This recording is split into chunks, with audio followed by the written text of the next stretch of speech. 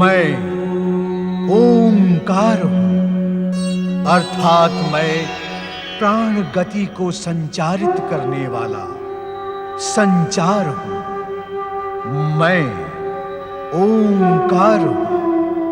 उधर परम शिव भक्त मृकंडु ऋषि की पत्नी सुतपा अपने पति को उनके गृहस्थ आश्रम के कर्तव्य का बोध करवाती है, किंतु शिव भक्ति में लीन ऋषि मृकंडु सुतपा की प्रार्थना अनसुनी कर देते हैं, जिससे प्रार्थना के स्वर वाद विवाद, आरोप आदि में बदल जाते हैं। किंतु ऋषि मृकंडु अपनी शिव भक्ति पर अटल रहते हुए पुनः शिव आराधना में लीन हो जाते हैं। दूसरी ओर देवी पार्वती भोलेनाथ की पूजा अर्चना कर रही है। ओम नमः शिवाय, ओम नमः शिवाय, ओम नमः शिवाय, ओम नमः शिवाय, ओम नमः शिवाय। पति परमेश्वराय नमो नमः।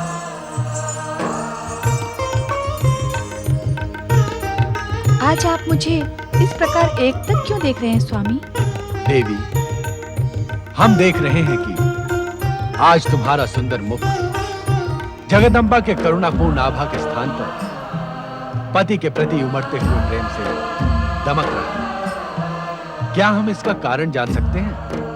आप तो अंतर्यामी हैं स्वामी, मेरे मन में उठने वाले हर भाव से परिचित हैं। फिर उसे मेरे शब्दों में सुनने की लालसा क्यों? देवी, आपके शब्द सुनने के आकर्षण और लालसा में मनुष्य लोक के प्राणी सारा जीवन काट देते हैं, किंतु आपके शब्दों को सुनने का सौभाग्य किसी अत्यंत प्रिय को ही प्राप्त होता है। आप मेरे मन के भाव को जानकर परिहास कर रहे हैं? परिहास नहीं देवी, ये सत्य है, तथा आपके मन में उठने वाले भाव के अनुकूल भी।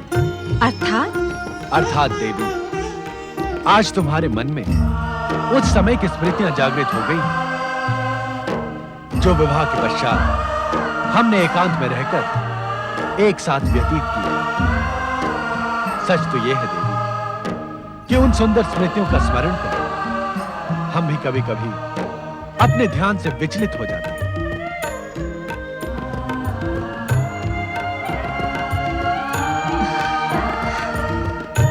माता पार्वती, मेरी पीड़ा का अंत करो, मेरे अतृप्त हृदय को शांति प्रदान करो। माता पार्वती, माँ जगदम्बा।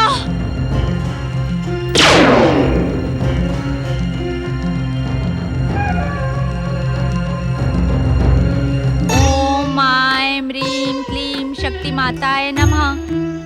ओम ऐं ह्रीं क्लीं शक्ति माताय नमः। ओम ऐं ह्रीं क्लीं शक्ति माताय नमः। सुतपा, माता,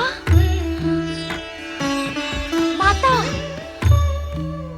माता, इस दीनहीन दुखी सुतपा के आह्वान पर आप आ गई माता। आप वास्तव में करुणा की मूर्ति है माता।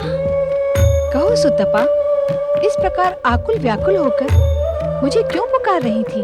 माता, अपने भक्तों के मन की बात आपसे छुपी नहीं है। हे जगदम्बा, मेरी पुत्राकांक्षा पूर्ण करें।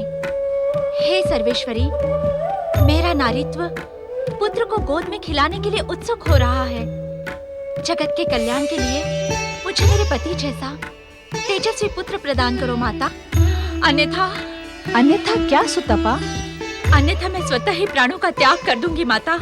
सुतपा, मेरी उपस्थिति हर अन्यथा को समाप्त कर देती है। माता, उद्विग्नता में मैं कठोर हो गई थी माता। क्षमा करो माता, जगदम्बा क्षमा करो। इस समय तुम्हें संयम की सबसे अधिक आवश्यकता है सुतपा। धैर्य रखो पुत्री। मृकंडु ऋषि की शिव आराधना पूर्ण होने तक तुम्हें प्रतीक्षा करनी ही होगी। प्रतीक्षा के क्षण काटना अब सुतपा के लिए असंभव है माता। अपनी प्रतीक्षा के असंभव क्षण भी शिव चरणों में समर्पित कर दो पुत्री। उनकी कृपा से तुम्हारे असंभव क्षण भी उन्हीं के समान सुंदर हो जाएंगे। आशीर्वाद दो माता, आपके दिखाए मार्ग पर चलकर एक तेजस्वी और जगत का कल्याण करने वाले पुत्र की माँ बन सकूं। मैं तुम्हें आशीर्वाद देती हूँ सुतपा। कि समय आने पर तुम एक तेजस्वी, जगत का कल्याण करने वाले महान शिव भक्त पुत्र की माता बनोगी।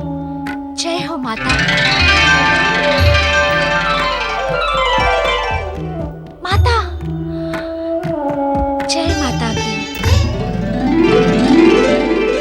नारायण नारायण नारायण, श्रीमन नारायण नारायण नारायण, नारायण नारायण नारायण, भजमन नारायण नारायण नारायण, नारायण नारायण। माता पार्वती, माता पार्वती आज नितांत एकाकी गगन विहार कर रही हैं।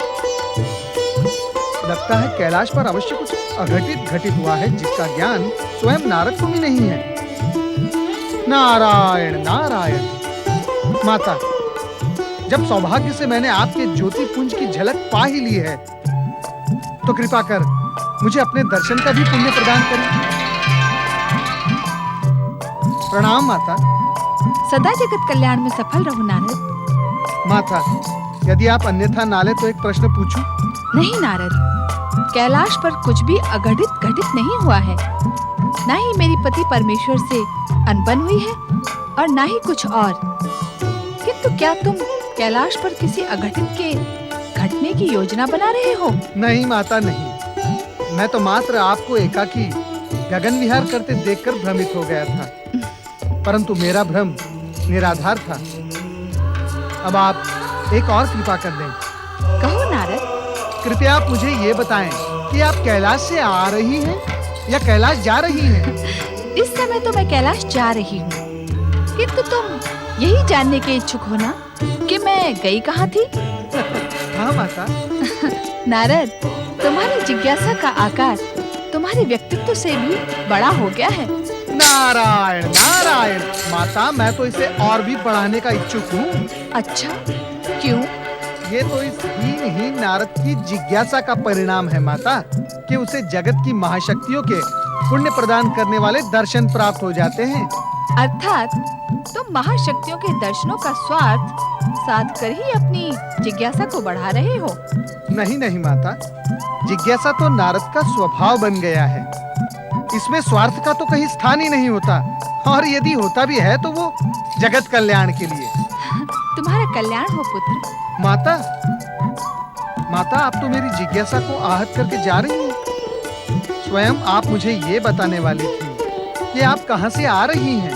नारद, मैं मृकंडु ऋषि की पत्नी सुतपा की वेदना शांत करके आ रही हूँ, किंतु अपने वचन से आज संभवतः प्रथम बार मैं स्वयं संतुष्ट नहीं हूँ। ये आप क्या कह रही हैं सर्वेश्वरी? सत्य कह रही हूँ नारद।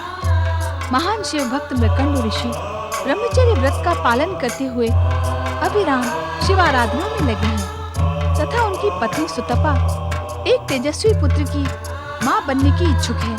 आज नहीं तो कल ऋषि मृकंडु की तपस्या पूर्ण होगी ही माता। क्या तब तक ऋषि पत्नी धैर्य धारण नहीं कर सकती? उनका धैर्य संयम से ऊपर पहुँच गया है नारद।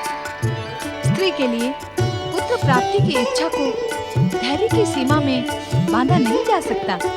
तब क्या होगा माता? लगता है शिव इच्छा के बिना मेरा सुतपा को दिया हुआ वचन पूर्ण नहीं होगा। अर्थात माता? अर्थात जब तक भोलेनाथ स्वयं मृकंडु ऋषि को प्रेरित नहीं करेंगे तब तक मेरा वचन पूर्ण नहीं होगा नारद। माता, भगवान भोलेनाथ तो सर्वज्ञ हैं, अंतर्यामी हैं।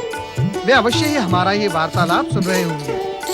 शिव जी की कृपा से ऐसा ही हो नारद।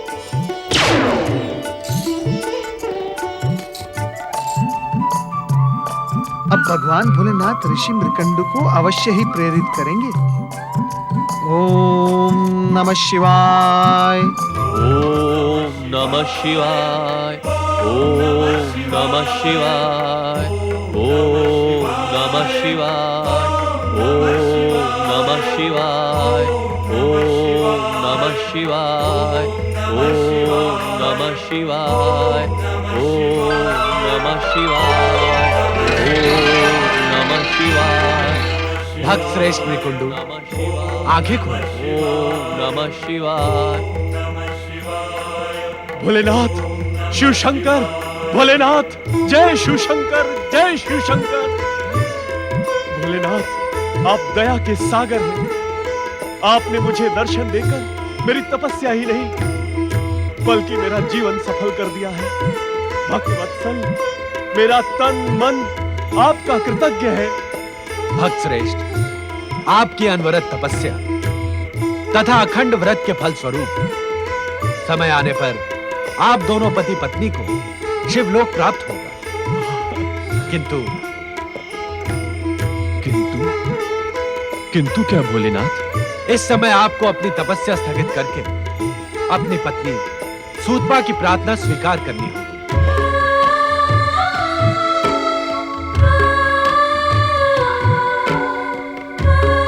सर्वेश्वर, आप जानते हैं गृहस्थ आश्रम में मेरी कोई रुचि नहीं है और वैसे भी इस समय में तपस्या के साथ साथ ब्रह्मचर्य व्रत के संकल्प की डोर से बंधा हूं। भक्त मृकुंडू, ऐसा लगता है कि आप भक्ति की डोर से अधिक हठ योग की डोर से बंधे हैं। भोलेनाथ, ये आप क्या कह रहे हैं? हम सत्य कह रहे हैं भक्त मृकुंडू। हठ योग का स्वभाव ऐसा ही होता है। वो अपने निश्चय पूर्ति के मार्ग पर किसी भी प्रकार की चिंता नहीं करता। किंतु हठ योग आप जैसे ऋषि मुनियों पर नहीं, नन्हे नन्हे बालकों पर अच्छा लगता है। शिव शंकर, तो क्या आप मुझे ब्रह्मचर्य व्रत का संकल्प तोड़ देने का परामर्श दे रहे हैं? मृकुंडू, एक तपस्वी का कर्तव्य होता है प्राणी मात्र को प्रसन्न रखना, जगत का कल्याण करना। किंतु आपका तप आपकी पत्नी के दुखों का कारण बन गया। शिव सृष्टि में ऐसे तप का कोई मूल्य नहीं। प्रभु, मैं आपकी बातें भली भांति समझ नहीं पा रहा हूं। मृकुंडू, यदि तुम गृहस्थ आश्रम में रुचि नहीं रखते तथा निष्ठा से ब्रह्मचर्य व्रत का पालन करने के इच्छुक थे, तो तुम्हें सूतपा के विवाह प्रस्ताव को अस्वीकार कर देना था, भले ही कितनी विवशता हो। प्रभु, यदि अब तुम ब्रह्मचर्य व्रत की आड़ लेकर पतिव्रत धर्म के कर्तव्य से बचने के इच्छुक हो, तो ये तुम्हारा देवी सूतपा के प्रति अन्याय है और हमारी दृष्टि में एक पति प्रयाण नारी के प्रति अपराध, जो आपके सौभाग्य को शीघ्र ही दुर्भाग्य में परिवर्तित कर देगा। नहीं भोलेनाथ, तो अपने कर्तव्य का पालन करके देवी सूतपा की आकांक्षा पूर्ण करें। आपका कल्याण हो। प्रभु, प्रभु,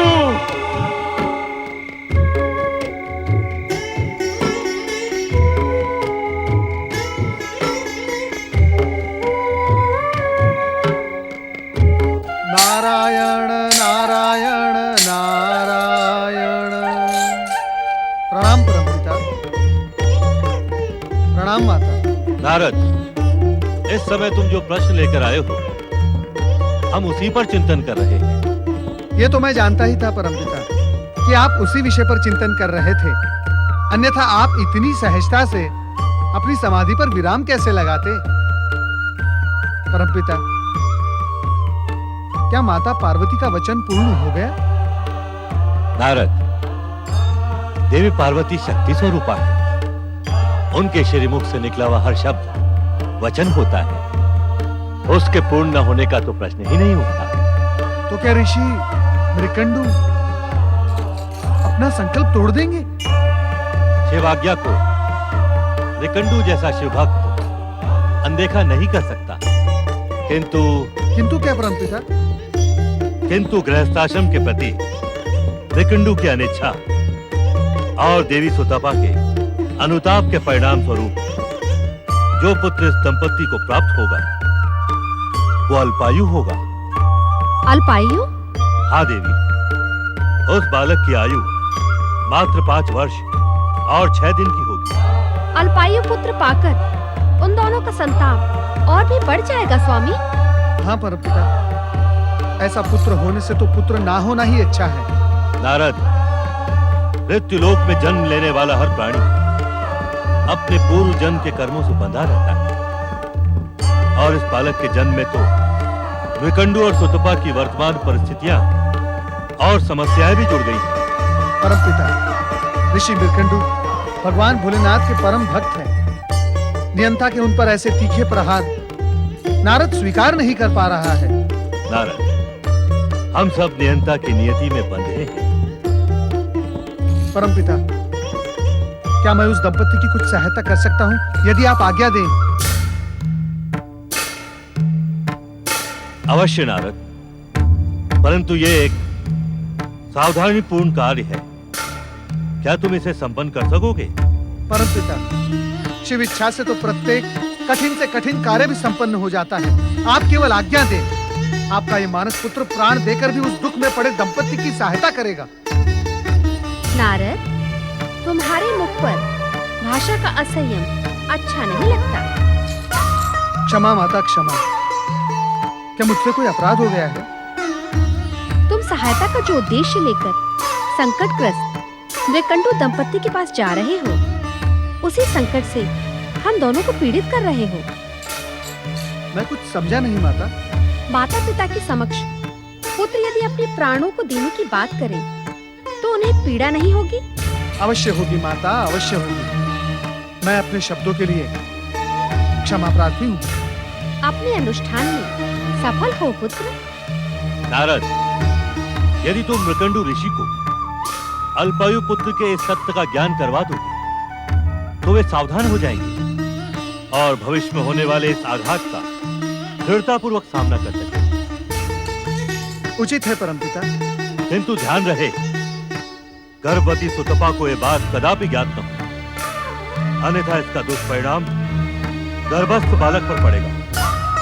जो घटित होने वाला है उसे घटित होने दे ब्रह्मदेव।